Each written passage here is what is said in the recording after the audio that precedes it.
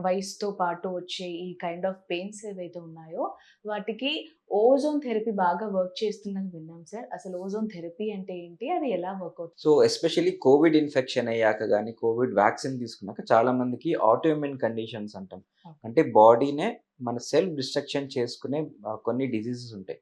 So, auto immune conditions అంటాం.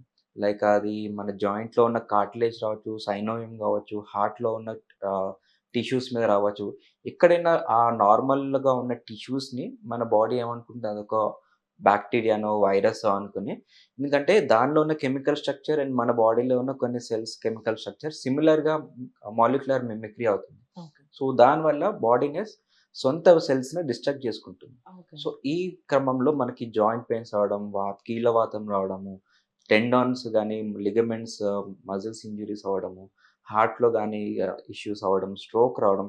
So, ఇవన్నీ inflammation వల్ల వస్తూనే ఉంటుంది. హ్మ్. సో, ఇవన్నీ పోస్ట్ కోవిడ్ చాలా ఎక్కువగా ఉంటుంది. హ్మ్. వైరల్ ఇన్ఫెక్షన్ అయ్యాక వీటిని ఎక్కువగా ట్రిగ్గర్ అయింది ఓకే. జనాలకి. ఓకే. సో, ఒకప్పుడు మనకి కీళ్ళవాతం గాని, ఎనీ హ్మ్. జాయింట్ పెయిన్స్ చూసుకుంటే మేబీ ఒక 10% ఉండేది పాపులేషన్‌లో. ఇప్పుడు అవును. ఆల్‌మోస్ట్ డబుల్ అయింది. 20% వరకు జాయింట్ పెయిన్స్ చాలా సహజమైపోయింది. అవును ఇంకా సార్. మనకి డైలీ లైఫ్ స్టైల్‌లో ఒక పార్ట్ అది జాయింట్ పెయిన్స్ మెయిన్ అన్నది క్యారింగ్ అయిపోయింది. బసెస్ అని, మెట్రోస్ అని నించొని రావడం, వెళ్ళడం ఇది మెయిన్‌గా ఇంకా హ్మ్. యువతలో ఎక్కువగా యెస్. కనిపిస్తుంది ఇది.